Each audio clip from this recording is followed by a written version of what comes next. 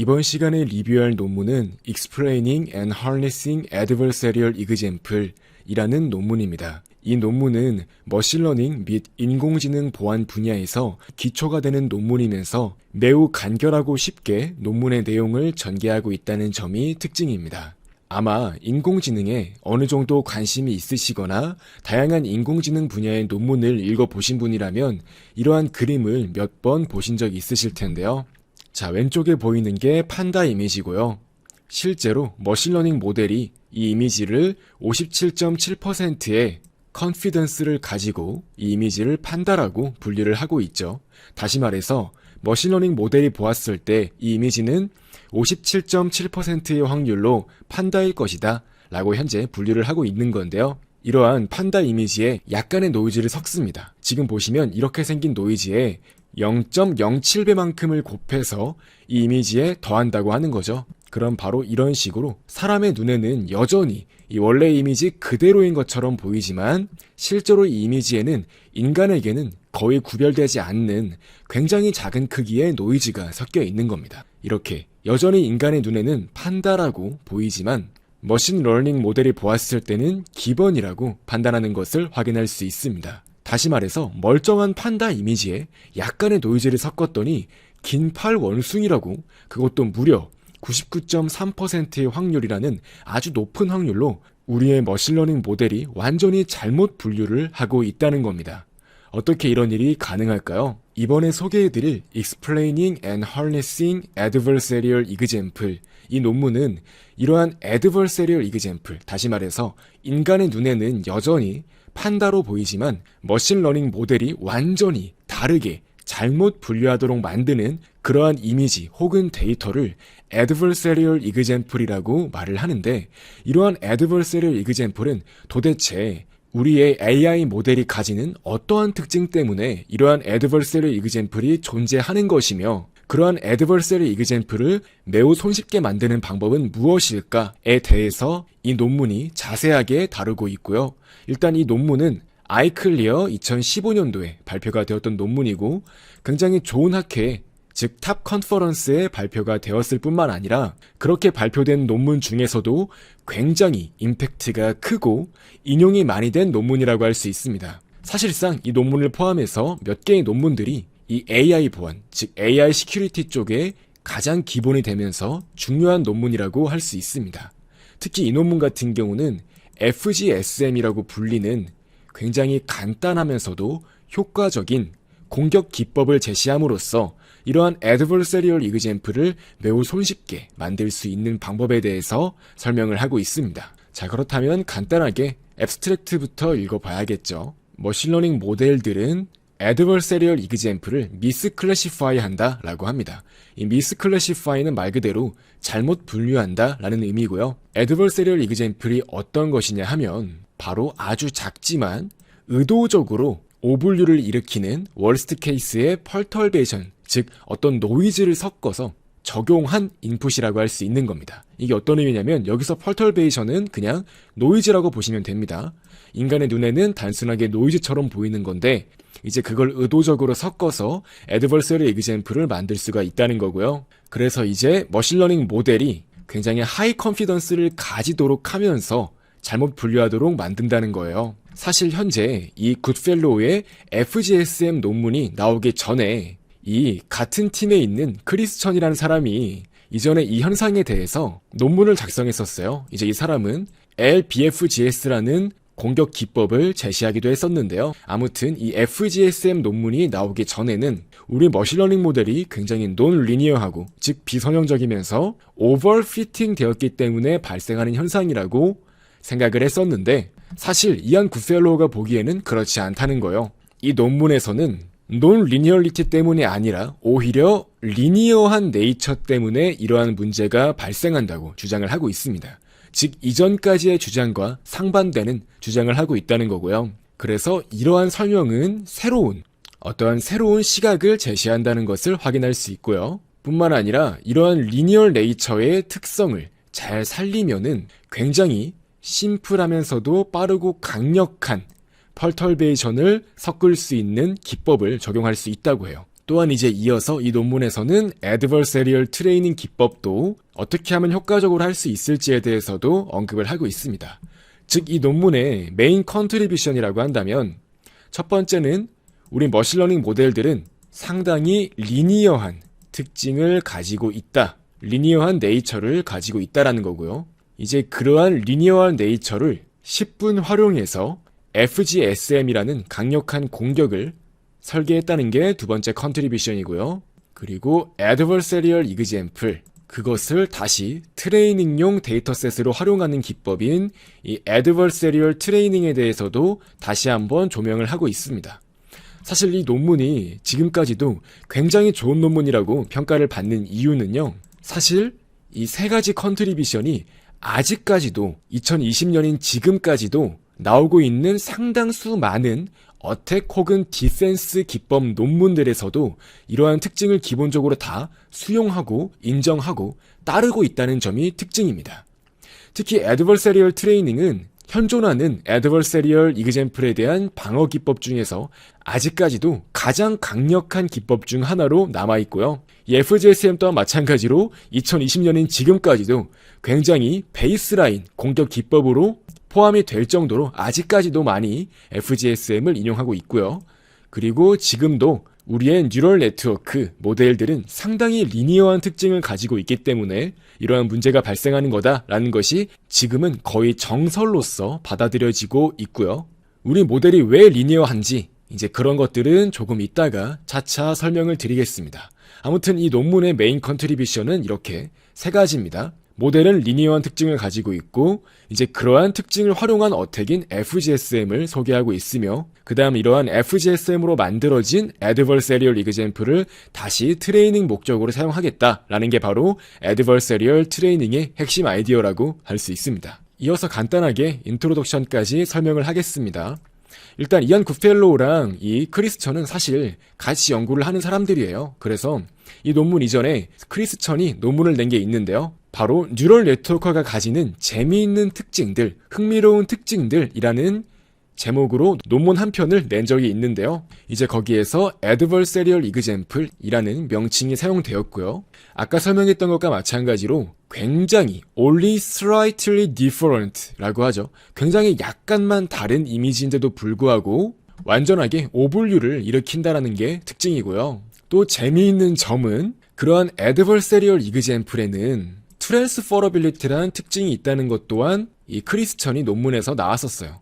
이 transferability라는 거는 머신러닝 모델의 아키텍처가 완전히 서로 다르다고 하더라도 예를 들어서 머신러닝 모델 중에서는 레즈넷 아니면 VGG와 같은 아키텍처들이 다양하게 존재하잖아요. 이때 이 레즈넷에 대한 adversarial example은 VGG 아키텍처로 트레인된 그 모델에 대해서도 adversarial example로서 동작을 한다는 겁니다. 바로 이렇게 adversarial example은 트랜스퍼가 가능하다는 특징이 있어서 이제 최근 논문들에서는 transferability라고 부릅니다. 물론 크리스천이 처음 논문을 썼을 때 이러한 용어를 쓰진 않았지만 아무튼 요즘에는 transferability라고 이러한 현상을 부르고 있습니다. 아무튼 확인해 보시면은 트레이닝 데이터가 서로 다르다고 하더라도 다양한 서로 다른 아키텍처들이 공통적으로 특정한 이미지를 잘못 분류한다. 즉 어떠한 adversarial example은 다른 모델로 전파가 된다는 그런 특징을 가지고 있다라고 말을 하고 있는 겁니다. 그래서 이제 이전 논문에서는 우리의 머신러닝 모델이 가지는 블라인드 스팟에 대해서 지적을 했다는 점이 특징이고요. 그래서 이전까지는 우리의 뉴럴 네트워크 모델이 상당히 non-linearity 하기 때문에, 즉 비선형적이기 때문에 이러한 문제가 발생한다고 생각을 했었는데요.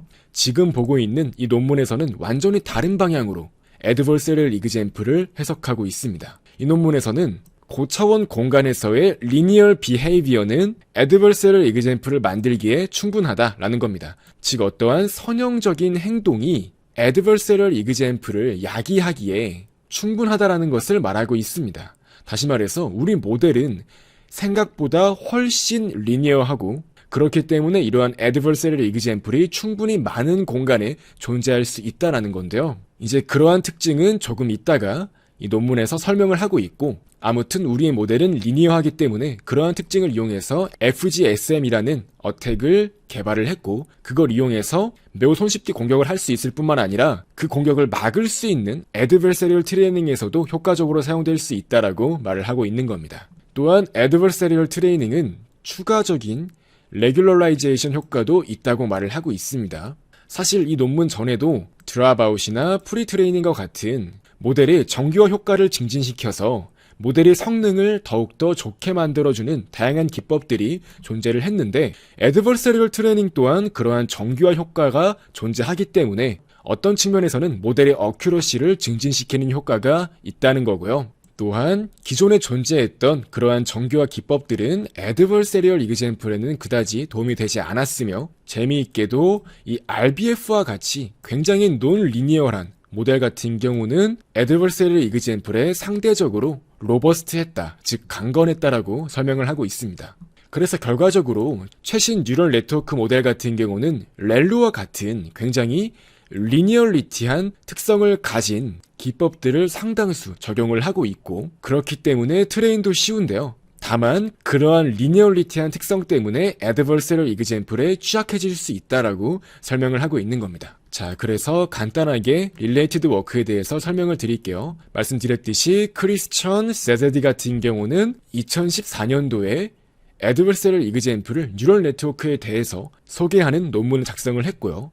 그때 이제 Adversarial Example를 만들기 위해서 LBFGS라는 뉴턴 메소드에 기반하는 어떤 옵티마이제이션 기법을 이용해서 Adversarial Example를 만들었고요. 사실 이거 같은 경우는 상당히 타임 컨슈밍 합니다. 그러니까 Adversarial Example를 만드는데 시간이 꽤 많이 소요된다는 소리고요. 사실 그렇기 때문에 지금 논문에서 제시하고 있는 FGSM에 비해서 상당히 비효율적이라고 평가를 받고 있는 거고요. 아무튼 Adversarial Example은 상당히 인간의 눈에는 구별되지 않을 정도로 펄터베이션의 크기가 상당히 작다, 뭐 이런 얘기를 하고 있는 거고요. 그리고 이거는 트랜스퍼러빌리티에 대해서 얘기를 하고 있는 겁니다. 완전히 다른 아키텍처, 다른 트레이닝 데이터에서 학습된 모델도 공통적으로 특정한 Adversarial Example에 대해서 모두 오분류를 일으켰다. 다시 말해서 Adversarial Example은 공통적으로 트랜스퍼러블한 특징이 있다라고 말을 하고 있는 겁니다. 그리고 간단한 얕은 소프트맥스 리그레션 모델에 대해서도 Adversarial Example이 충분히 강력한 어택이 될 수 있었고, Adversarial Example를 데이터로 해서 트레이닝하는 기법은 모델의 정교화 특성을 증진시키는 특징이 있었고, 다만 기본적으로 특정한 이미지의 배치 단위에 대해서 Adversarial Example를 만들고 다시 그걸로 학습을 시켜야 되기 때문에 기존의 기본적인 학습 방법에 비해서 훨씬 더 많은 시간의 소요가 되고 익스펜시브하다는 것을 말하고 있는 겁니다. 물론 이 내용 같은 경우는 최소한의 시간으로 Adversarial 트레이닝을 해서 우리의 모델을 로버스트하게, 즉 강건하게 만들 수 있는 방법들 또한 많이 연구가 되고 있어서 지금은 약간 다른 얘기가 될 수 있지만, 아무튼 이 논문이 나왔을 때는 Adversarial 트레이닝이 상당히 비효율적인 거라고 평가를 받고 있던 때였습니다. 그래서 이 논문 같은 경우는 Adversarial Example은 모델이 논리니어에서 발생하는 게 아니다, 심지어는 리니어한 클래시파이어에 대해서도 Adversarial Example이 문제가 되었기 때문에 기존의 가설은 틀렸을 것이다, 뉴럴 네트워크 모델은 리니어하기 때문에 이러한 문제가 발생한 것이다 라고 추측을 하고 있는 게 이번 논문의 핵심 아이디어라는 점 기억하시면서 들으면 될 것 같습니다. 자, 바로 수식이 나왔는데요. 그렇게 어렵지 않으니까 안심하고 한번 들어주세요. 자, 기본적으로 뉴럴 네트워크는 어떠한 입력이 이렇게 모델로 들어왔을 때 이 모델은 내부적으로 어떤 가중치 값들을 가지고 있습니다. W, 그 다음 이렇게 플러스 B라고 하는 어떠한 가중치들의 모임으로 뉴럴 네트워크가 구성이 되고요. 결과적으로 이러한 인풋을 넣었을 때 Y라고 하는 클래시피케이션 결과를 내보내는 그러한 모델이 가장 대표적인 형태의 뉴럴 네트워크 모델이라고 할 수 있겠죠. 이때 인풋 같은 경우는 어떠한 이미지가 이렇게 존재한다고 해볼게요. 흔히 엠리스트 같은 경우는 가로 세로 28픽셀이죠. 이제 이러한 데이터는 뉴럴 네트워크에 들어가기 전에 벡터 형태로 변환이 됩니다. 28 곱하기 28이 일렬로 쭉 나열돼서 784 차원의 벡터 형태로서 이렇게 네트워크에 들어가게 되는 건데요. 다만 이게 상당히 큰 크기니까요. 그냥 뭐 간단하게 인풋 스페이스가 그냥 5차원이라고 해볼게요. 뭐 엠니스트 같은 경우는 사실 784차원이라고 보는 게 맞지만 그냥 간단하게 5차원이라고 해보겠습니다. 그럼 이렇게 5 곱하기 1짜리겠죠. 이미지 같은 경우는.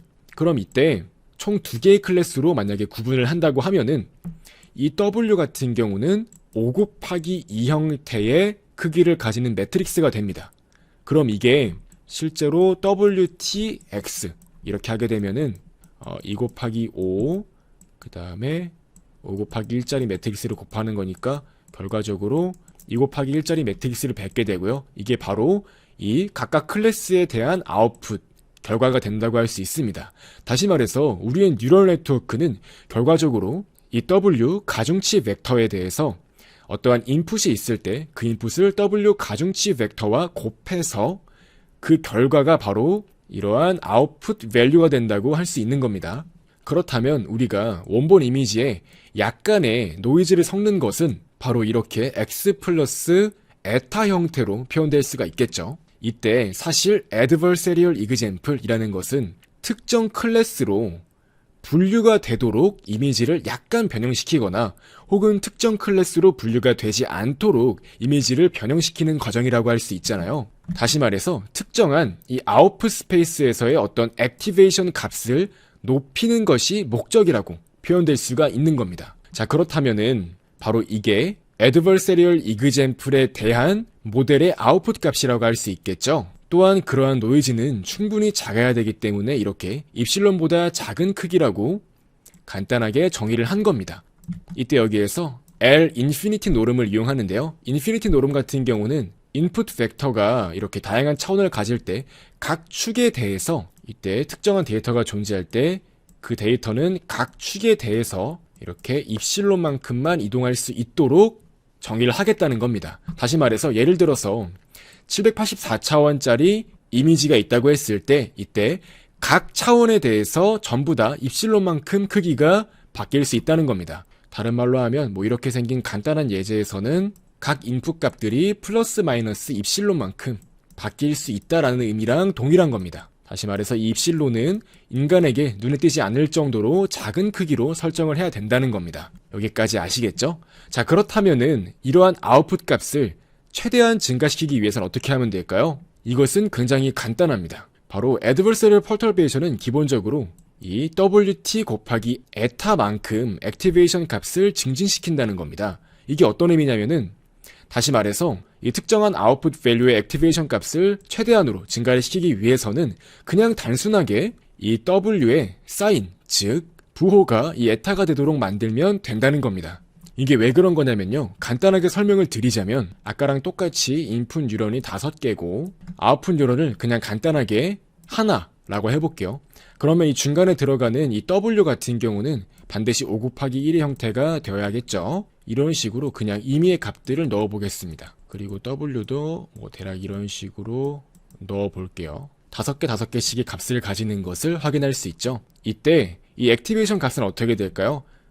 자, 7 곱하기 1, 자, 7 곱하기 1에서 7, 그 다음에 3 곱하기 마이너스 2에서 6, 이런 식으로 차례대로 한번 값을 더해 볼게요.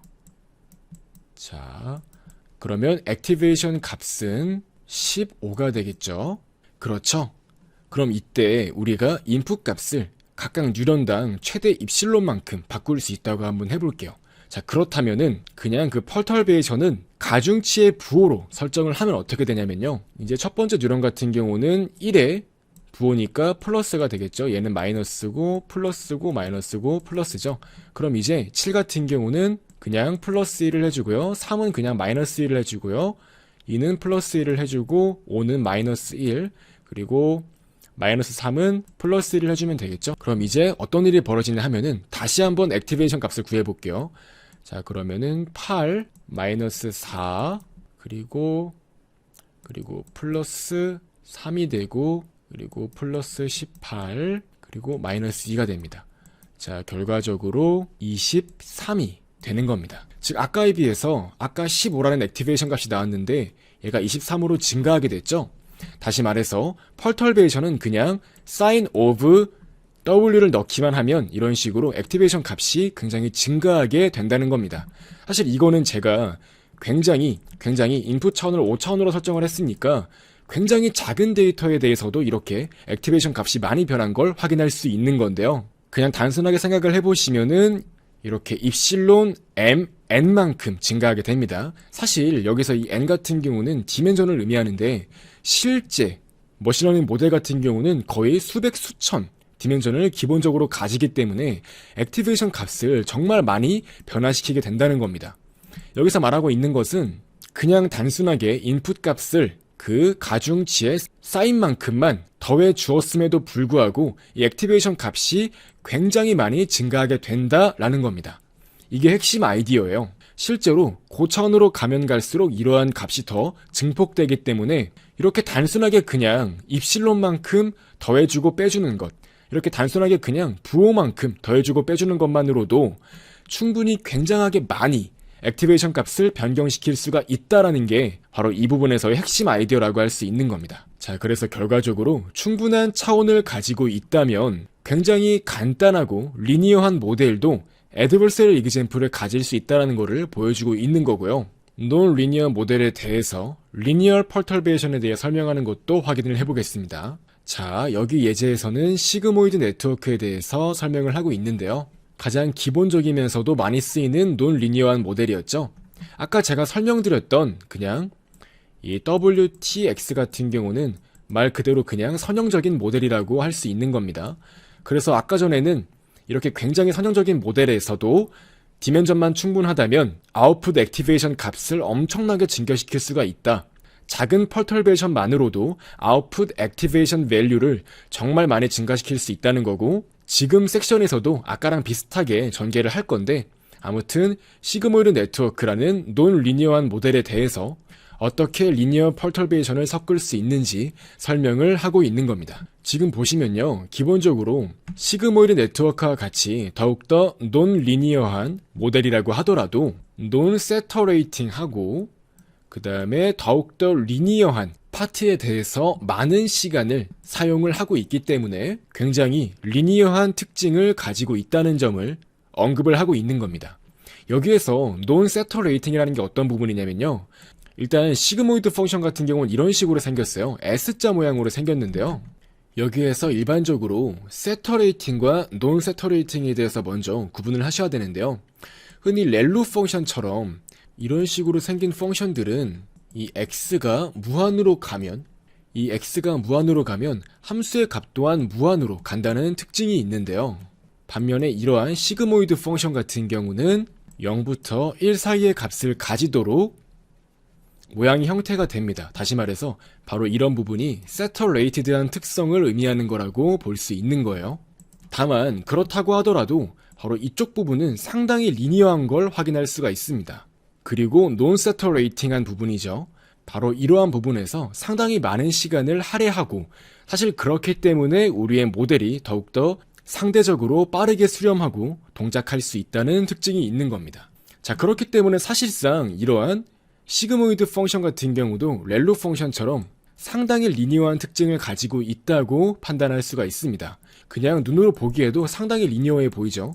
사실 이제 이러한 렐루 펑션 같은 경우는 이 중간 x가 0인 지점을 제외하고 오른쪽과 왼쪽이 둘 다 리니어하죠. 이제 이런 것들을 파셜리 리니어하다 혹은 피스와이즈 리니어하다 이런 식으로 표현을 하는데요, 아무튼 이처럼 렐루 펑션이나 시그모이드 펑션이나 전부 다 리니어한 특징을 많이 가지고 있다는 점이 특징이고, 그렇기 때문에 우리의 뉴럴 네트워크, 현대의 뉴럴 네트워크들은 상당히 리니어한 특징을 가지고 있으며, 그렇기 때문에 이 논문에서 제시하고 있는 FGSM과 같은 어택에 굉장히 취약하다는 것입니다.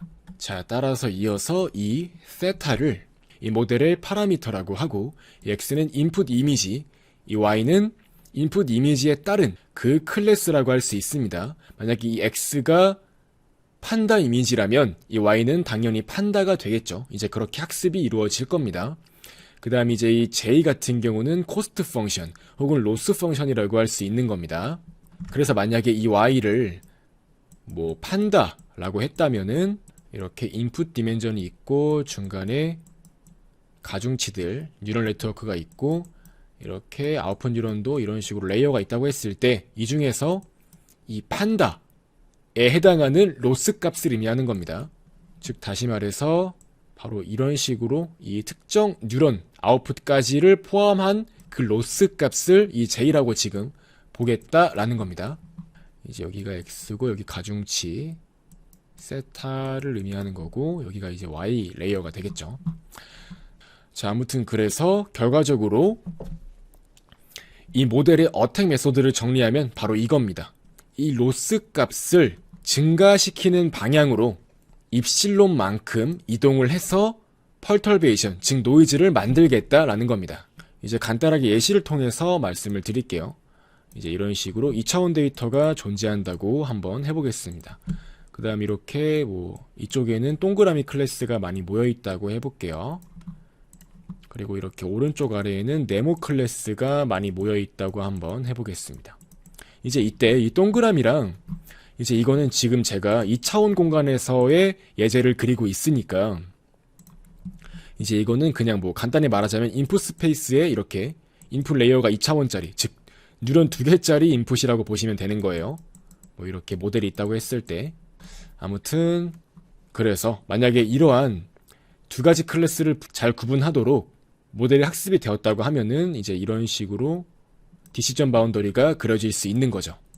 이제 여기에서 특정한 파란색 데이터를 하나 골랐다고 해볼게요. 얘를 한번 골랐다 해볼게요. 이제 이 파란색 데이터가 각 차원에 대해서 그 사인 값만큼 각각 입실론만큼 이동하도록 만든다는 겁니다. 이제 이 경우에는 그냥 우리가 대충 눈으로 보았을 때 직접 코스트 펑션을 보지 않는다고 하더라도 지금 디시전 바운더리가 이런 식으로 만들어져 있기 때문에 이렇게 x1축, x2축이 있다고 했을 때 x1축으로는 이렇게 오른쪽으로 이동하고 x2쪽으로는 이렇게 아래쪽으로 이동할 것이라는 것을 알 수 있습니다. 즉 각각의 축에 대해서 입실론만큼 이동을 하는 것이기 때문에 결과적으로는 바로 이 위치로 이동을 하게 되겠죠.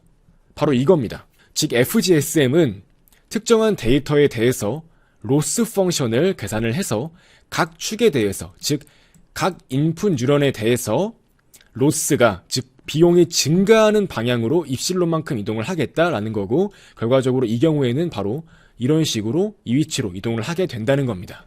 그래서 아까 말했던 것과 마찬가지로 각 축에 대해서 입실론만큼 이동하는 것만으로도 액티베이션 값을 충분하게 많이 바꿀 수가 있고, 우리의 뉴럴 네트워크들은 리니어한 특징이 있기 때문에 바로 이러한 오브젝티브 펑션을 이용해서 우리의 인풋 X를 이동시키는 것만으로도 충분히 강력한 adversarial example을 만들 수 있다는 거고, 또한 이 방법 같은 경우는 first order attack이라고 해서 그냥 한 번만 미분을 해서 그 방향으로 이동하도록 만들기 때문에 굉장히 빠르고 강력합니다. 그래서 fast gradient sign method라고 불리는 게 이 공격 기법입니다. 자, 그래서 실제로 어택을 했을 때 입실론의 크기를 충분히 작게 해서도 어택을 잘할 수가 있었다라는 겁니다. 보시면은 엠니스트 같은 경우는 손글씨 예제고요. 시파텐 같은 경우는 개나 비행기, 배 이런 것들을 가지고 있는 10개짜리 클래스 데이터셋이고요. 각각 실험을 해봤는데 시파텐에 대해서는 조금 더 작은 입실론, 거의 눈에 보이지 않을 정도로 넣었을 때 어택이 이렇게 잘 됐다. 거의 대부분의 경우에서 다 미스클래시피케이션을 발생시킬 수가 있었다라고 말을 하고 있는 겁니다. 그래서 이렇게 굉장히 간단한 오브젝티브 펑션만으로도 식을 전개해서 이 인풋 데이터를 바꾸는 것만으로도 애드버서리얼 이그젠플을 매우 손쉽게 만들 수 있었고 충분히 강력했다라고 하는 겁니다. 이어서 애드버서리얼 트레이닝이랑 웨이트 디케이 기법과 비교를 해서 설명을 하는 섹션입니다. Adversarial Training은 말 그대로 Adversarial Example을 만든 다음에 그 Adversarial Example을 트레이닝 시점에 같이 사용을 해서, 즉 Adversarial Example을 트레이닝 데이터로서 사용을 해서 학습을 시키겠다라는 방법인 거고요. 이 Weight Decay는 아주 옛날부터 존재해왔던 정교화 기법 중 하나입니다.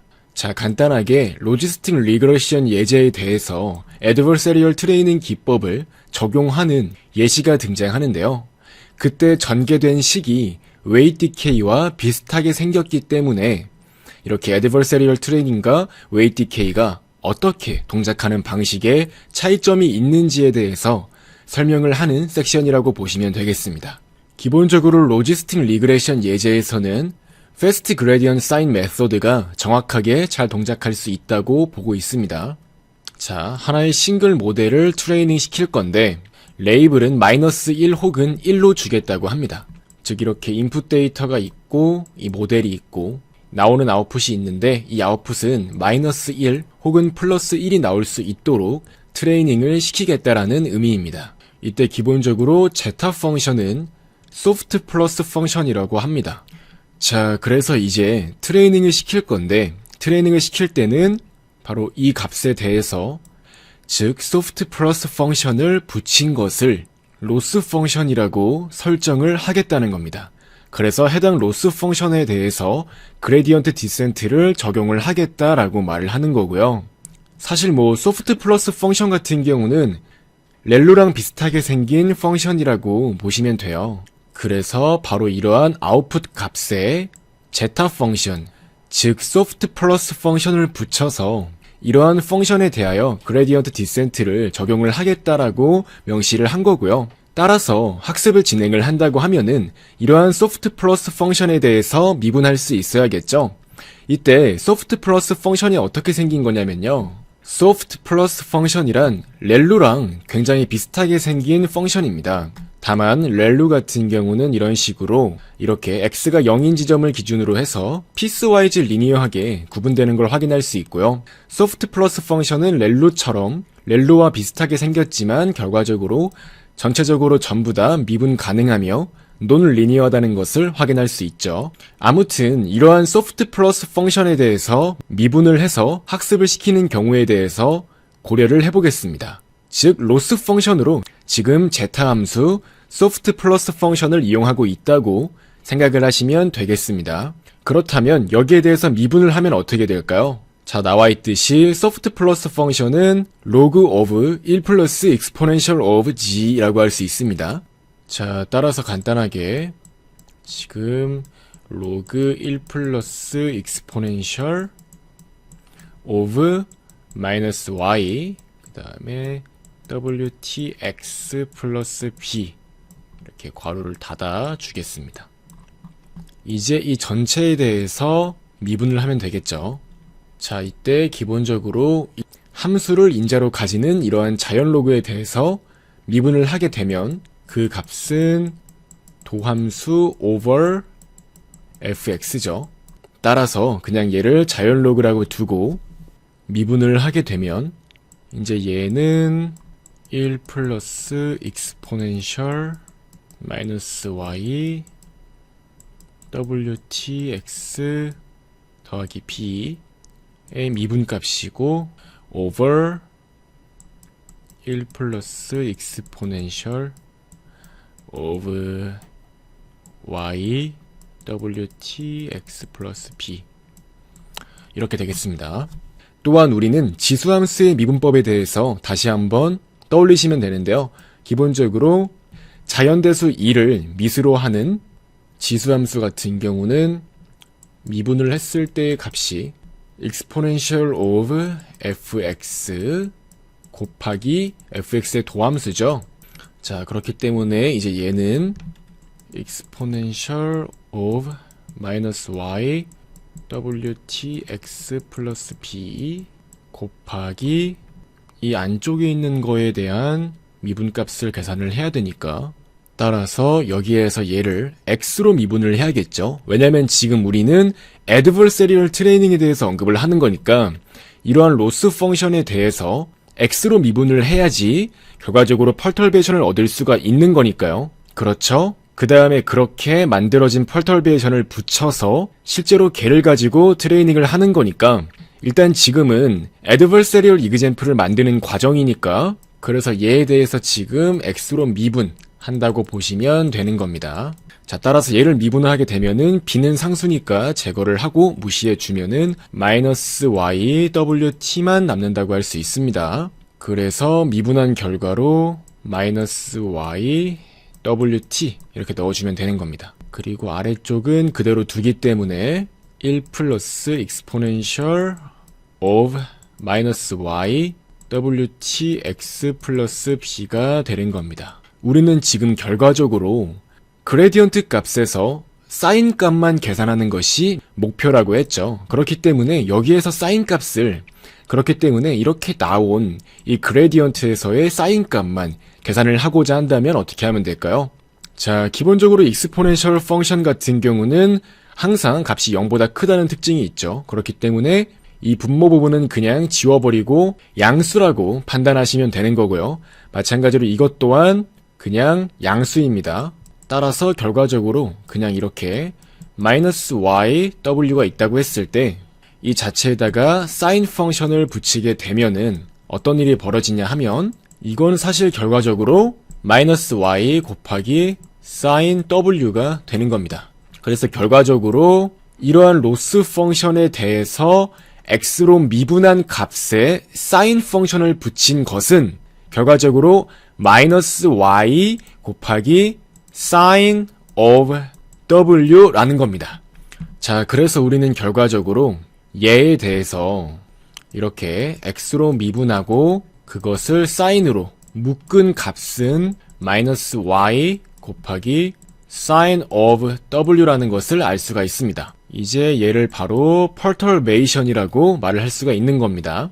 자, 이렇게 넘어가서 이어서 아래쪽에도 마찬가지로 동일한 설명이 나와 있는 걸 확인할 수 있습니다. 물론 현재 이 FGSM 논문에서는 y 값이 빠져 있긴 해요. 일부러 생략을 한 건지 혹은 빠뜨린 건지 저도 잘은 모르겠지만 아무튼 여기에서는 이렇게 y가 생략이 되어 있습니다. 이렇게 y 값은 생략이 되어 있고 적혀 있죠. 요약하자면 sin of gradient는 마이너스 sin of w다 라고 적혀 있죠. 물론 실제로는 마이너스 y 곱하기 sin of w예요. 이렇게 y가 빠져 있는 겁니다. 지금 논문에. 그래서 지금 논문에서는 이 마이너스 y가 생략이 되어 있기 때문에 이 식 자체가 지금 약간 오류가 있다고 할 수 있는 건데요. 이 부분에 대해서 더욱 자세한 설명을 듣고 싶으신 분은 Adversarial Training vs. Weight Decay 라는 이름의 논문을 한번 찾아 읽어보시면 조금 더 도움이 될 겁니다. 아무튼 FGSM 논문 원본에서는 이렇게 마이너스 y가 생략이 되어 있기 때문에 올바른 설명을 위해서 이 마이너스 y를 붙여서 설명을 해보도록 할게요. 그리고 일단 이 설명 자체는 맞는 설명입니다. 이 부분은 맞는 거고요. 그래서 결과적으로 Adversarial Example에 대해서 학습을 시키고자 하는 펑션을 다시 기록해 보겠습니다. x 대신에 x-y 곱하기 sin of w를 넣어 주겠습니다. 그럼 이제 이것만 보았을 때 식이 어떻게 전개가 되냐면 마이너스 y wt x-y sin of w 플러스 b 이렇게 묶이게 됩니다. 이제 여기에서 wt sin of w는 단순하게 w의 L1 놈과 동일하기 때문에 이 식을 정리하면 마이너스 y wt x 마이너스 wt y sin of w 플러스 b 이렇게 그냥 분배 법칙으로 정리할 수 있고 이제 이렇게 해서 w의 L1 놈만 남게 되고 그리고 이제 이렇게는 마이너스 마이너스에다가 y 곱해지니까 양수로서 빠져나가게 되는 겁니다. 따라서 결과적으로 마이너스 y wtx 플러스 b 그 다음에 바깥쪽에 이렇게 w의 L1 노름이 남는 거고요.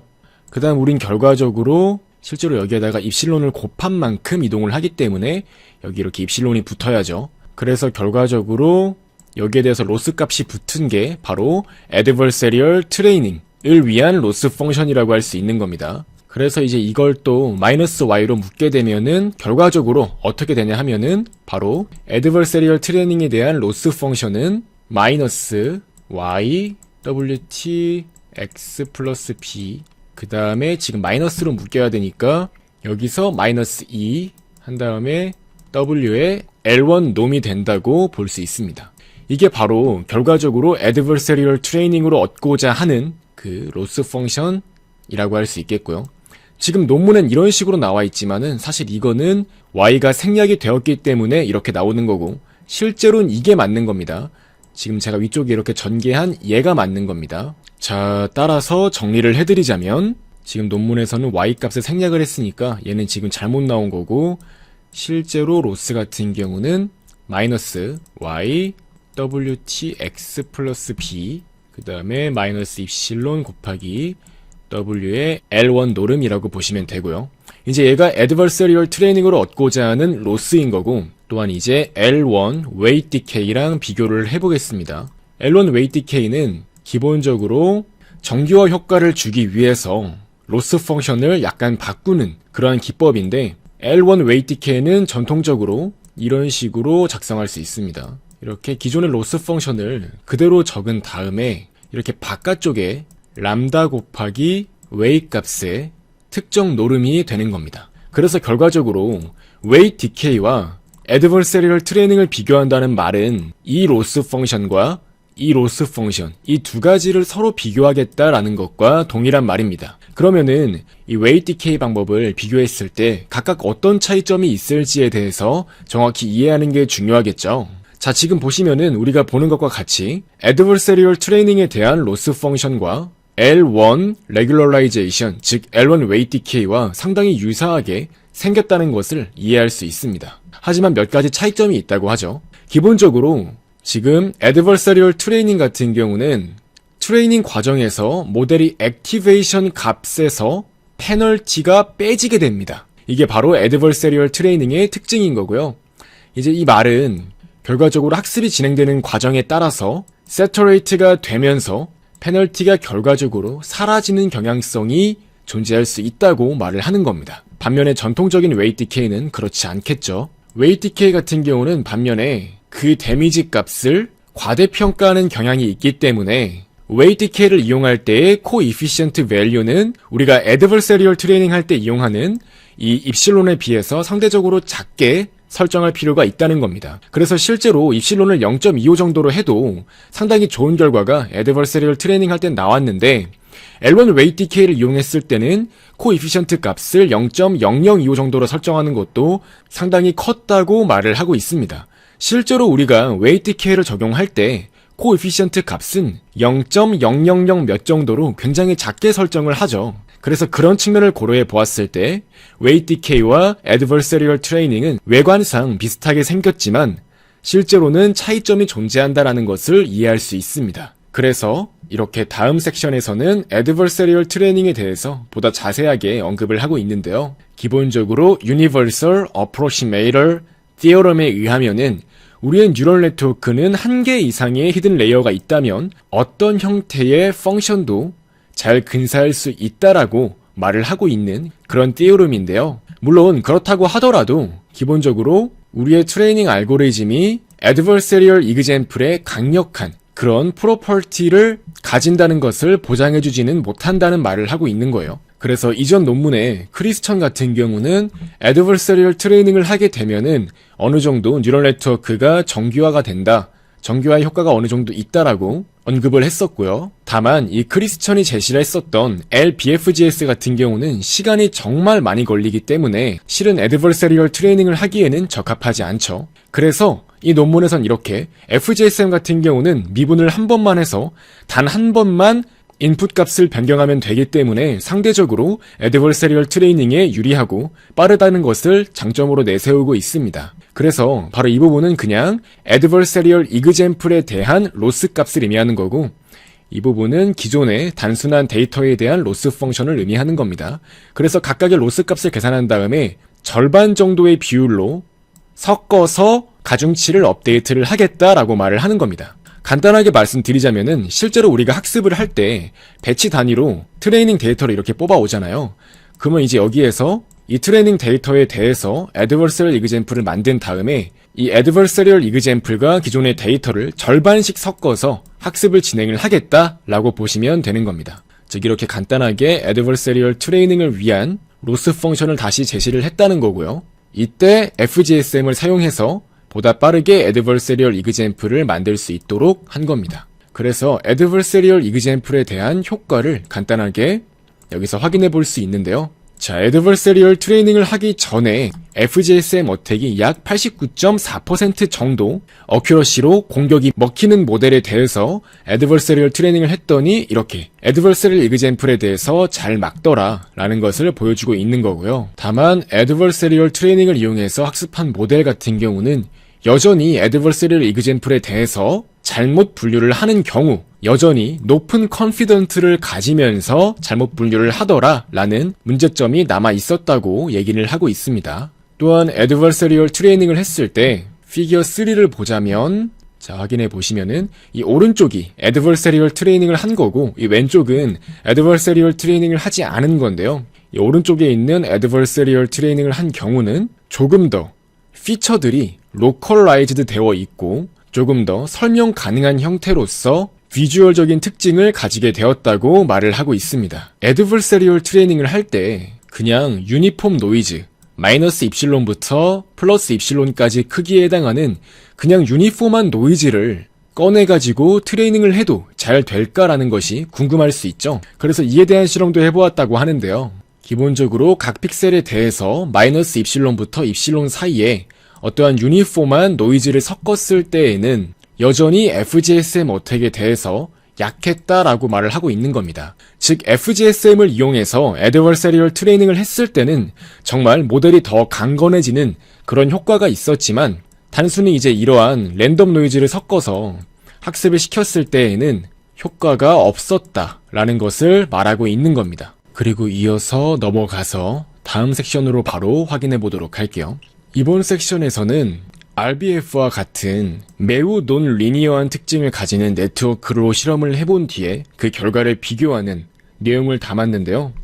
RBF 네트워크 같은 경우는 자연적으로 애드버서리얼 이그젬플에 대해서 어느 정도 면역을 가지고 있고 즉 로버스트하다는 특징이 있다는 것을 말하고 있습니다. 물론 애드버서리얼 이그젬플에 대해서 55%라는 에러 레이트를 보여주고 있다고 하긴 하지만 확실히 적은 에러 레이트인 것을 확인할 수 있고요. 물론 이제 RBF 네트워크 같은 경우는 사실 테스트 이그젬플에 대해서도 어큐러시가 그렇게 높은 편은 아니기 때문에 연구할 가치는 있지만 성능적으로 그렇게 우수하지는 않다는 것을 확인할 수 있는데요. 그래서 RBF 같은 경우는 전망이 있다고 생각을 할 수 있긴 하지만 워낙에 어큐러시 자체가 낮고 한계점이 존재하기 때문에 여러 가지 태스크에 대한 일반적인 모델로서 사용을 하기에는 어려움이 있다는 것입니다. 그래서 다음 섹션에서는 이와 같이 애드버서리얼 이그젬플이 왜 일반화되는 속성이 있는지에 대해서 다루고 있는데요. 이건 제가 아까 전에 말씀드렸던 트랜스포러빌리티에 대한 얘기를 하고 있는 겁니다. 즉, 왜 특정 모델에서 만들어진 애드버서리얼 이그젬플은 다른 모델에서도 동일하게 미스클래시피케이션을 발생시키는지에 대해서 얘기를 하고 있는 겁니다. 이제 첫 번째 패러그래프 같은 경우는 논리니얼리티로 애드버서리얼 이그젬플을 설명하려고 하면 설명이 어렵다는 점을 이야기하고 있는 겁니다. 우리 모델이 논리니얼리티에서 이런 문제가 발생한다 라는 것에 기반하는 설명 같은 경우는 사실 트랜스포러빌리티에 대해서 잘 설명하기는 어렵습니다. 반면에 리니얼 뷰, 즉 모델이 리니어하기 때문에 애드버서리얼 이그젬플이 발생한다 라는 관점에서는 상당히 리즈너블하게 설명이 되는 걸 확인할 수 있습니다. 자, 애드버서리얼 이그젬플 자체는 상당히 브로드한 서브스페이스에서 발생한다고 말을 하고 있습니다. 우리가 FGSM을 이용해서 어떤 펄터베이션을 만든 다음에 입실론만 충분히 크게 준다면은 그 방향으로 멀리 나아갈 수가 있습니다. 한번 아래쪽에 있는 그림과 같이 설명을 드려볼게요. 이게 피겨 4인데요. 한번 이 그림을 같이 보겠습니다. 자, 지금 어떤 4라는 이미지가 있다고 했을 때 이 이미지에 대해서 FGSM 어택을 한 다음에 이 입실론 값을 마이너스 15부터 15까지 바꾸어 보면서 확인하겠다라는 겁니다. 물론 컨피던스라는 것은 소프트맥스를 거친 다음의 결과라고 할 수 있겠지만 그래서 이 y값 같은 경우는 argument to softmax입니다. 소프트맥스에 들어가는 값이라고 할 수 있는 거고요. 우리 모델이 이렇게 여러 가지 레이어로 구성되어 있다고 했을 때 사실 마지막 아웃풋 레이어 같은 경우는 결과적으로 이 소프트맥스 펑션을 거쳐가지고 각 클래스에 대한 컨피던스를 프로버빌리티 형태로 보여주는 방식으로 동작을 하는데요. 이러한 소프트맥스 펑션에 들어가는 argument라는 것은 말 그대로 마지막 아웃풋 레이어에서의 로짓 값들을 말하는 겁니다.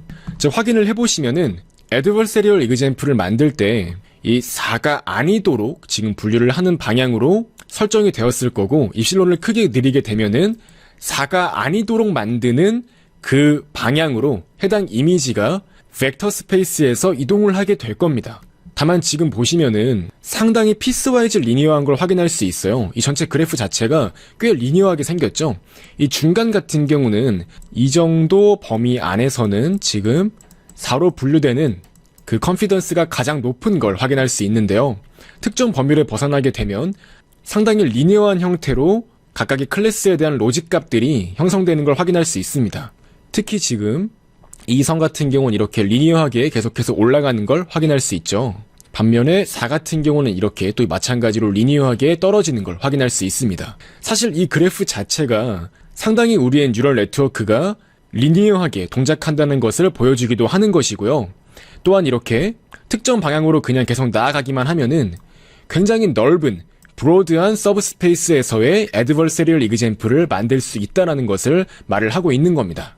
자, 더욱 자세히 설명을 드리자면 아까 그래프와 같이 입실론 값을 바꾸어 나가면서 트레이싱을 해보았을 때 상당히 연속적인 리전에서 애드버서리얼 이그젬플이 존재했다라는 것을 말하고 있는 겁니다. 여기서 연속적이라는 것은 특정 영역에만 애드버서리얼 이그젬플이 국한되어서 발견되지는 않았다는 소리입니다.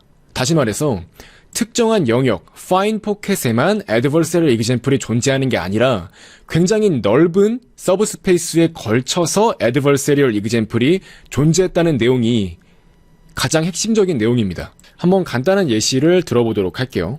자, 이렇게 왼쪽 위에는 세모 클래스가 존재하고요. 한번 이런 식으로 세모 클래스가 퍼져 있다고 해볼게요.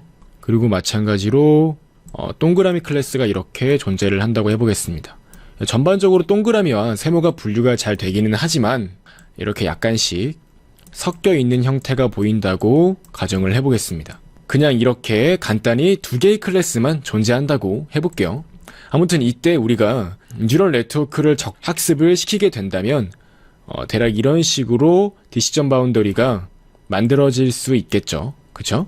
이때 한번 특정한 세모 데이터를 하나 골라서 한번 예를 골라서 FGSM을 이용해서 어택을 한다고 해볼게요. 그럼 이렇게 그냥 단순히 2차원 데이터라고 했을 때 이 방향으로 이동을 하게 되었다고 한번 가정을 해볼게요. 그렇게 가정을 해보겠습니다. 이제 여기에서 fine pocket이라고 하는 것은 바로 이런 부분을 의미한다고 보시면 됩니다.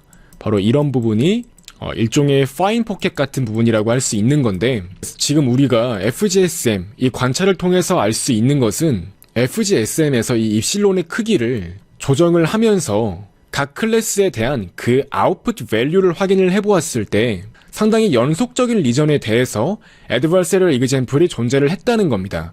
즉 이런 식으로 만약에 중간중간마다 파인 포켓이 있고 그러한 파인 포켓 안에서만 애드버서리얼 이그젬플이 존재한다고 한다면은 이렇게 FGSM이 이 방향으로 이동을 하도록 만들었을 때 우리는 컨피던스 값 자체가 초반에는 세모였다가 조금 지나면은 초록색이 되었다가 다시 세모였다가 초록색이 되었다가 이런 식으로 컨티뉴어스하지 않고 뚝뚝 끊기면서 각각의 얼규먼트 값을 가지게 될 것이었다는 것입니다. 다시 말해서 이렇게 알규먼트 그리고 입실론 나누었을 때 입실론 값을 이렇게 바꿔 나갔을 때 이 알규먼트 값이 이런 식으로 리니어하지 않은 형태를 보였을 수 있다는 말입니다. 즉 다시 말해서 지금 이 문단에서 하고 싶은 말은 우리의 뉴럴 네트워크가 리니어하다라는 관점에서 보았을 때 파인 포켓 안에 갇혀있는 게 아니라 상당히 넓은 영역에 연속적으로 애드버서리얼 이그젬플이 존재하게 된다라는 것을 말하고 있는 겁니다. 그래서 결과적으로 애드버서리얼 이그젬플이 왜 트랜스퍼러빌리티라는 특징을 가지고 있는지에 대해서 설명을 하고자 한다면 기본적으로 비슷한 클래스에 대해서 학습을 시켜야 되는 그러한 경우에는 클래스파이어 같은 경우는 트레이닝 셋에 서로 다른 सब셋에 대해서 학습을 했다고 하더라도 비슷한 클래시피케이션 웨이 값들을 가지게 된다는 겁니다. 그렇기 때문에 특정 모델에서 애드버서리얼 이그젬플을 만들기 위해서 만들어진 그 펄터베이션, 즉 벡터 같은 경우는 여전히 다른 모델에서도 거의 동일한 특정 클래스로의 액티베이션 값을 증가시키는 방향으로 동작을 할 수가 있다는 겁니다. 애초에 서로 다른 모델이라고 하더라도 웨이 값 자체가 펄터베이션에 대해서 비슷하게 얼라인먼트가 되어 있다고 하면은 마찬가지로 다른 모델에 대해서도 비슷하게 액티베이션 값을 증가시켜서 adversarial example처럼 동작을 할 수가 있다는 겁니다. 그래서 다양한 실험 결과에 대해서도 언급을 하고 있고요. 그리고 다른 모델에 대해서도 실험을 하고 다른 가설에 대해서도 설명을 하면서 이에 대한 설명과 반박을 하면서 논문의 내용이 전개되는 걸 확인할 수 있죠. 그렇기 때문에 마찬가지로 우리의 뉴럴 네트워크 모델이 상당히 논리니어하기 때문에 이런 문제가 발생한다고 하면은 여러 가지 모델을 합쳐서 즉 앙상블로 특정한 이그젬플에 대해서 평가를 한다면 애드버서리 이그젬플에 대해서 잘 막을 수 있지 않을까라고도 생각을 해볼 수가 있겠죠. 다만 이 논문에서는 실험을 해본 결과 앙상블을 한다고 하더라도 마찬가지로 에러 레이트가 높았다고 합니다. 그래서 지금 이 문단에서 하고 싶은 말은 앙상블 또한 마찬가지로 상당히 제한된 정도로만 애드버서럴 이그젬플에 대한 로버스트네스를 증가시킬 수가 있었다라고 말을 하는 겁니다. 따라서 이 논문에서 하고 싶은 말을 이제 최종적으로 요약을 해서 설명을 드리자면 애드버서럴 이그젬플은 High Dimensional Dot Products, 즉 내적을 수행할 때 있어서 상당히 고차원 공간에서 수행을 하게 되면 액티베이션 값을 많이 변경시킬 수 있기 때문에 그러한 속성을 이용해서 설명을 하고 있는 거고, 우리의 모델은 너무 논리니어한 게 아니라 리니어한 네이처를 가지고 있기 때문에 이런 문제가 발생하는 거다라고 설명을 하고 있습니다. 그리고 adversarial example이 왜 transferability 특성을 가지는지 설명을 할 때 adversarial perturbation 자체는 weight 벡터와 상당히 그 방향성이 유사하기 때문에 같은 태스크를 처리하는 다른 모델 또한 그 웨이트 값이 비슷하게 형성이 되기 때문에 마찬가지로 비슷하게 액티베이션 값을 많이 높일 수 있기 때문에 이런 문제가 발생한다고 이해를 할 수 있는 거고요. 그렇기 때문에 결과적으로 펄터베이션의 다이렉션이 상당히 중요하다라는 겁니다. 스페이스에서 특정 포인트, 즉 파인 포켓을 기준으로 보는 게 아니라 그 펄터베이션의 다이렉션이 가장 중요하다는 것을 말을 하고 있는 거고, 그렇기 때문에 adversarial perturbation은 다양한 클린 이그젬플에 대해서도 공통적으로 상당히 일반화가 된다는 특징이 있다는 겁니다. 그래서 이 논문은 모델은 상당히 리니어하고 리니어한 경우에 액티베이션 값을 가장 빠르고 효율적으로 높이는 방법은 맥스 노름으로 입실론 곱하기 sin of weight 값만큼 인풋 값을 변화를 주는 거고, 이제 그걸 그대로 이용한 게 바로 FGSM이기 때문에 이제 그러한 원리를 이용해서 굉장히 빠르게 동작하는 FGSM 어택을 만들어낸 거고요. 또한 adversarial training은 정교화 효과가 있었다고 말을 하고 있습니다. 심지어는 드랍아웃보다 더욱 성능이 좋게 동작할 수 있었다고 말을 해요. 최근 연구 관점에서 보자면은 엠니스트와 같이 상당히 간단하고 작은 크기의 데이터셋이었기 때문에 사실은 이렇게 adversarial training이 오히려 어큐러시를 높이는 효과가 있다고 보는 게 맞습니다. 물론 이제 이 논문에서는 엠니스트에 대해서만 실험을 했기 때문에 이렇게 드랍아웃보다 상당히 adversarial training이 정교화 효과에 더 도움이 될 수도 있구나 라고 해석을 한 거라고 보시는 게 더 좋을 것 같아요. 일단 일반적인 클린 이그젬플에 대해서는 adversarial training을 적용했을 때 최근 논문 관점에서는 클린 이그젬플에 대해서는 어큐러시가 떨어진다고 보는 게 사실은 맞아요.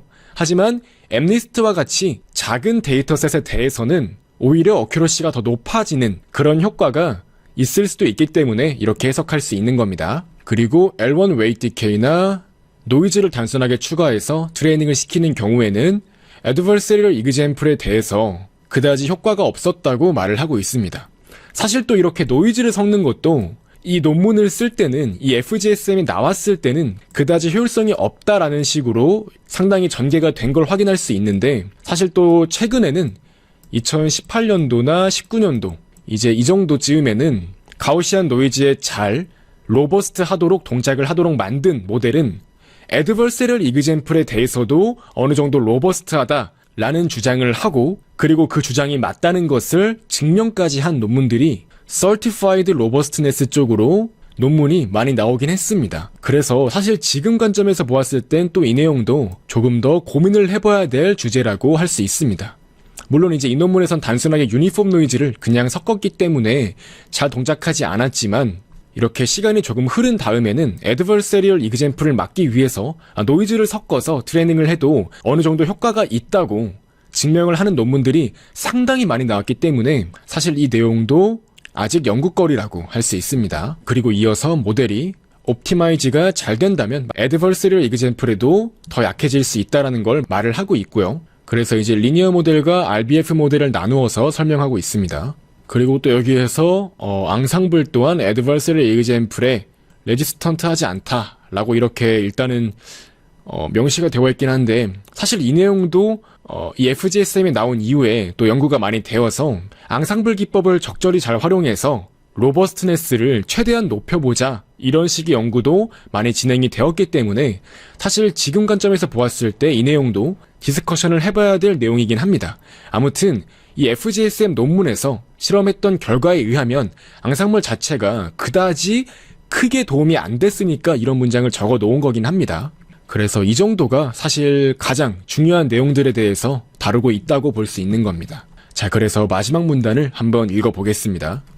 렐루나 시그모이드 같은 것들도 사실상 그렇게 많이 세터레이트 되지 않도록 우리가 학습을 시키는 경향이 있습니다. 애초에 세터레이트가 너무 많이 되어버리면은 백프로퍼게이션 과정에서도 어느 정도 어려움을 겪을 수도 있고, 그렇기 때문에 상당히 최근 모델들을 보면 꽤 리니어하게 트레이닝을 시키는 경향이 많이 보이는데요. 이제 이러한 문제 때문에 우리 모델은 상당히 리니어하고, 그렇기 때문에 FGSM과 같은 애드버서리얼 어택 유형에 취약할 수가 있다고 말을 하는 겁니다. 그래서 전반적인 내용들은 다 앞에서 설명을 드렸던 내용이고, 결과적으로 이 논문에서 하고 싶은 말은 이 모델이 로컬리 스테이블하게 잘 동작하도록 우리가 앞으로 네트워크를 설계할 필요성이 있다라는 것을 이렇게 동기부여를 하고 있는 겁니다.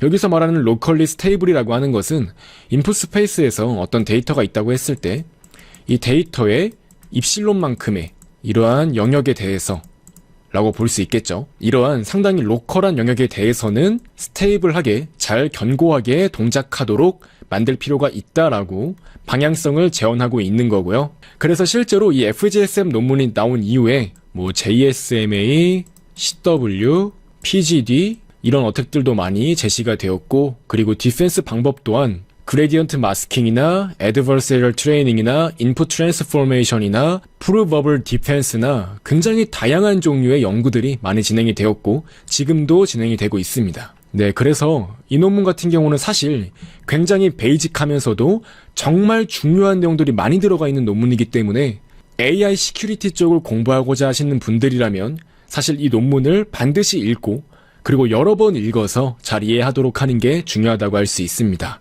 사실 저도 아직 완전히 다 이해를 했다고 생각이 들진 않아요. 그래서 저도 더 많이 읽고 다음번에도 좋은 논문 소개해드리면서 더욱더 잘 설명드릴 수 있도록 해보겠습니다.